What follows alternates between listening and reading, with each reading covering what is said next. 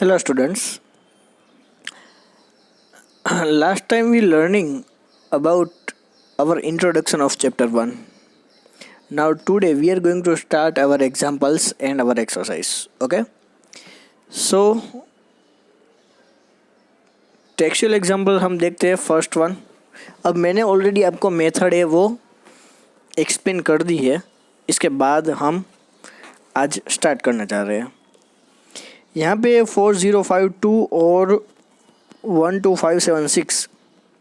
सबसे पहले हमारा फर्स्ट स्टेप होगा कि इन दोनों में से बिगर वैल्यू कौन सी है. तो हमें पता है कि 12576 बिगर वैल्यू है, ठीक है, और 4052 एज इट इज़ रखेंगे, ठीक है. सो इसको सबसे पहले हमें इस फॉर्म में लिखना पड़ेगा. तो यहाँ पे क्या लिखना है तो वो तो हमें कैलकुलेशन करनी पड़ेगी. चलिए, तो हमें क्या करना होगा कि आपको यहाँ पे रफ वर्क में इस तरह से डिवीज़न कर लेना है. ओके, फिर से मुझे लिखना पड़ेगा, सॉरी इरेज हो गया. 4052 और 12576. अब आप कहोगे कि सर हमें कैसे पता चलेगा कि हमें किससे डिवीज़न करना है. तो मैं एक स्मॉल ट्रिक्स आपको बता दूं कि यहाँ पे क्या हो रहा है. यहाँ पे आपको 4 दिख रहा है स्टार्टिंग में, यहाँ पे 12 दिख रहा है, तो 4 3 जा 12 हो सकता है, ठीक है. तो इस तरह से आपको सिर्फ और सिर्फ यहाँ पे इमेजिन करना है. तो 4052 और 3 को मल्टीप्लाई करके जो भी वैल्यू है तो यहाँ पे लिखते जाओ, ठीक है. सॉरी, यहाँ पे मैं अच्छे से लिख देता हूँ आपको. ओके, यहाँ पे 3 से करना है, तो अब आप करते जाओ. मल्टीप्लाई कर लो. 3 2 जा 6, 3 5 जा 15, 1 एज इट इज़, 3 4 जा 12. तो आंसर में क्या बचा, 0 2 4 0 0. तो आ गया ये आंसर. तो आपको इस तरह से लिखना है 420 मल्टीप्लाई 3, सॉरी 4052 मल्टीप्लाई 3 और प्लस जो ये रिमाइंडर बचा है वो. आपको आया समझ में? ओके. सो इस तरह से आपको सभी है वो करते जाने. 4052 यहाँ पे लिखो और फिर यहाँ पे 420 लिखो, ठीक है.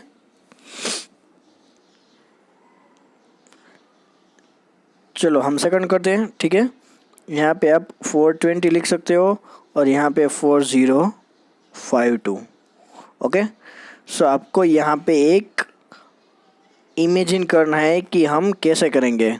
यहाँ पे 0 है तो 0 और 2 को इग्नोर कर दो और बाकी की 42 और 405 को कंपेयर करो. अब शायद आपको लग रहा है कि चलो ये बड़ी सी वैल्यू है, तो आप 8 या 9 से मल्टीप्लाई कर लो, आपको आंसर मिल जाएगा, क्योंकि इसका डिस्टेंस है काफ़ी लॉन्ग है, ठीक है. तो आप कोई भी नंबर से आप मल्टीप्लाई कर सकते हो. आपको 1 या फिर 2 ही करने होंगे तो आपको आंसर है वो पता चल जाएगा, ठीक है. अब देखो 420 है तो 420 को 10 के साथ मल्टीप्लाई करोगे तो आंसर क्या होगा, 4200. तो ये तो उसके नज़दीक वैल्यू है, तो आप डायरेक्ट 9 या 8 से करोगे तो आंसर है वो आपको मिल जाएगा, ठीक है. तो यहाँ पे आप अभी 9 से कर सकते हो क्योंकि हमें आंसर है वो पता है. 9 से करोगे तो उसका आंसर यहाँ पे लिखो, ठीक है. 909 9 2 जा 18, ठीक है, 1 एज इट इज, 9 4 जा 36. यहाँ पे आप सब्ट्रैक्शन करोगे तो आपका आंसर है वो मिल जाएगा 148. इस तरह से 272 यहाँ पे लिखो, 148 यहाँ पे लिखो. अब यहाँ से कैसे पता चल गया, देखो 148 है और 272 है, ठीक है. तो यहाँ पे आराम से आप डायरेक्ट लेकर सकते हो. 14 2 से कितने होते हैं, 28. तो वो तो पॉसिबल नहीं है, इसलिए हम 1 से हम कर सकते हैं, ठीक है. 148 और रिमेनिंग इज 24. ओके. और लास्ट में भी अभी आपको करना है 124 और 24 का, फिर 24 और 4 का. तो यहाँ पे लास्ट में आंसर 0 जब तक नहीं आता तब तक आपको करना है.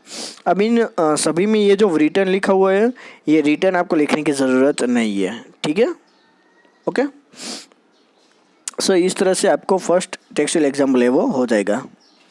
सेकंड वन है, so that every positive even integer is of even integers की बात किए, नोट डाउन कीजिए। Form of 2q plus 1।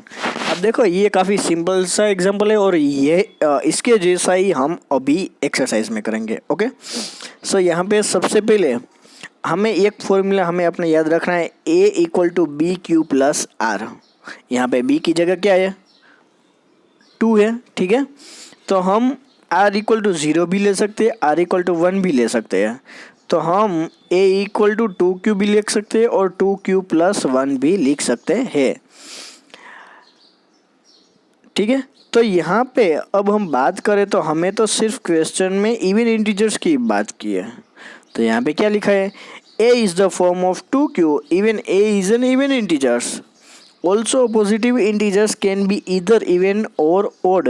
Therefore, any positive odd integers in the form of 2q plus 1. तो हम कोई भी है, odd है या even है, तो हम इसको 2q plus 1 फॉर्म में लिख सकते हैं, क्योंकि यहाँ पे b इक्वल टू क्या है, 2 है। सो इसलिए हम दोनों फॉर्म में लिख सकते हैं, ठीक है।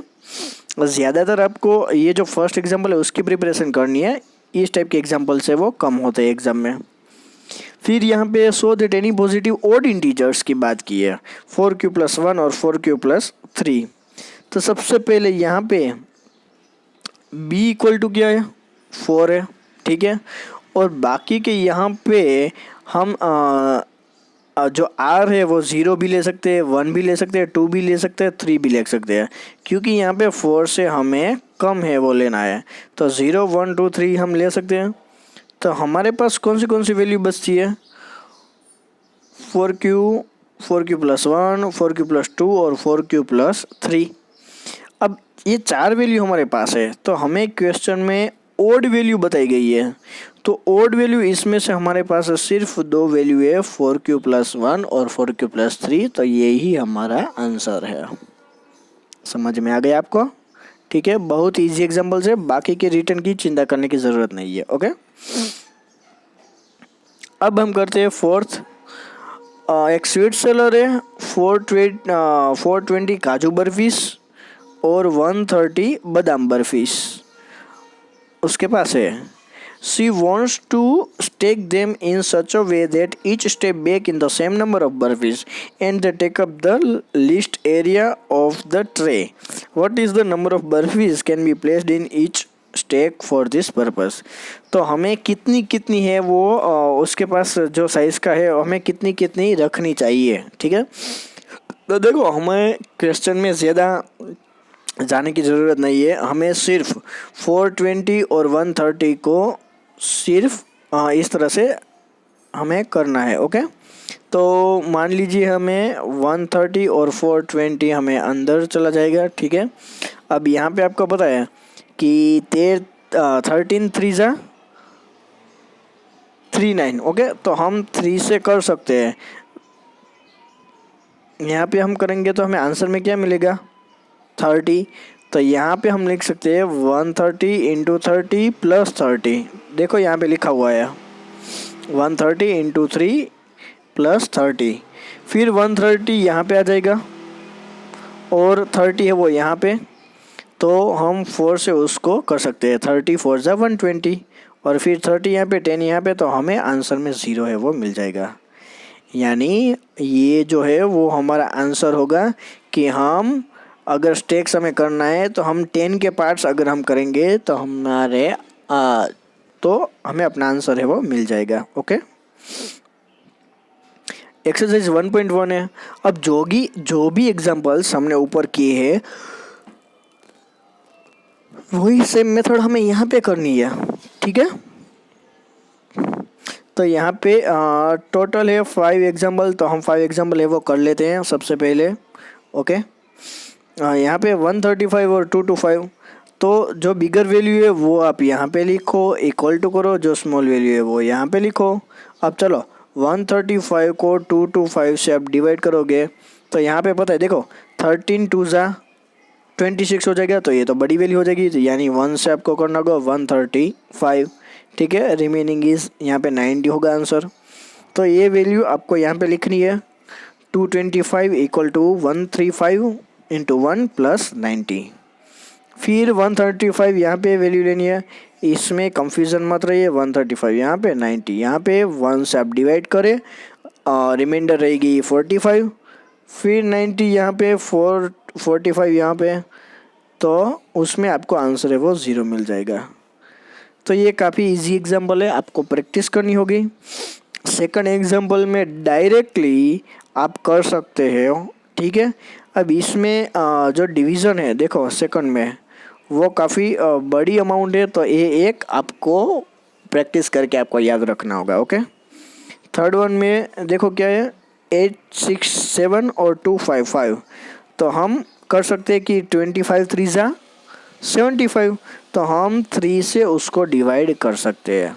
बाकी की प्रोसेस आपको पता है, ठीक है, तो आपको सिर्फ प्रैक्टिस करनी है। अब सेकंड क्वेश्चन है, जैसा हमने पहले किया था, कोई भी पॉजिटिव ओड इंटीजर है वो हम 6q + 1, 6q + 3 और 6q + 5 फॉर्म में लिख सकते हैं। तो चलिए पहले हम एज अ फॉर्मूला हमें लिखना होगा a = 6q + r, ओके। तो यहाँ पे r = 0 1 2 3 4 5 हम सभी लिख सकते हैं। तो एज अ फॉर्मूला हम क्या लिख सकते हैं, a = 6q, 6q + 1, 6q + 2, 6q + 3, 6q + 4 और 6q + 5 वो हम लिख सकते हैं।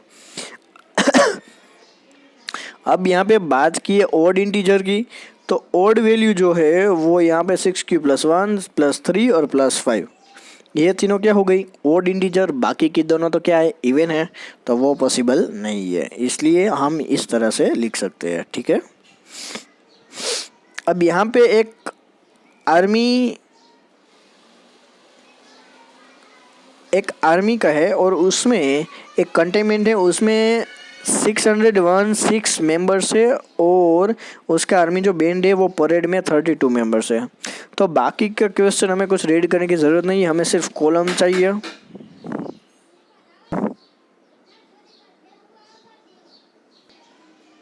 तो हमें यहाँ पे क्या करना है, 616 और 32 को सिर्फ हमें डिवाइड करना है, ठीक है, 616।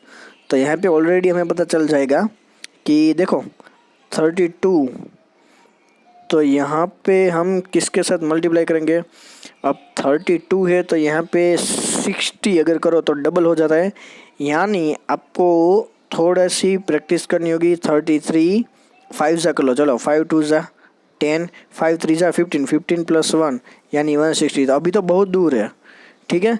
तो आपको यहाँ पे डायरेक्ट 19 से करना होगा, ठीक है। 616 = 32 इंटू 19 + 8 और फिर 32 और 8 को डिवाइड कर लो तो आपको आंसर मिल जाएगा। अब यहाँ पे क्वेश्चन 4 है, तो 4 में क्या है कि यहाँ पे हमें 3m और 3m + 1 फॉर्म में कोई भी इंटीजर है वो लिखने हैं, ठीक है। तो यहाँ पे 3 हमारा मेन इंटीजर है, तो यहाँ पे हमारे पास a = 3 की वैल्यू है, ठीक है। तो हमें यहाँ पे आप ध्यान से देखिए, तो हमें क्वेश्चन में बताया गया है कि हमें स्क्वायर करना है, क्या करना है, स्क्वायर करना है। तो अब हम क्या करेंगे कि हम यहाँ पे b = हमारे पास 3 है, तो हम वैल्यू लिख सकते हैं 3q + 1, 3q + 2 और 3q, ठीक है। तो अब हमारे पास 3 तो ले नहीं सकते हैं, ठीक है, 0 1 2 ले सकते हैं। अब उसमें हमें क्या करना है, स्क्वायर करना है। चलो तो 3q का स्क्वायर करते हैं, तो हमें आंसर क्या मिलता है, 9q²। फिर हमें 3q + 1 का स्क्वायर करना है, तो हम a² + 2ab + b² से फॉर्मूला से हमें अप्लाई करना है, ठीक है। और बाद में 3q + 2, तो 3q + 2 का स्क्वायर होगा तो वो a² + 2ab + b² से करोगे तो आपको आंसर मिल जाएगा, तो हम वो शो कर सकते हैं। अब हमारे पास है यहाँ पे वही क्वेश्चन है, लेकिन यहाँ पे हमारे पास बात की गई है क्यूब की, बात की गई है किसकी, क्यूब की। तो 3q, 3q + 1, 3q + 2 तो एज इट इज़ हमें रखना है, लेकिन हमें क्या करना है, इसका क्यूब करना है, ठीक है। 3q का क्यूब यहाँ पे क्या होता है, 27q³, ओके। फिर बाद में यहाँ पे ए प्लस बी का क्यूब है। ओके, तो हम A cube plus B cube 3a² B और 3ba स्क्वेयर, इस तरह से अगर आप करेंगे तो आपको यहाँ पे आंसर है वो मिल जाएगा। ओके, सो आपको क्यूब की सिर्फ फॉर्मूला ही अप्लाई करनी है।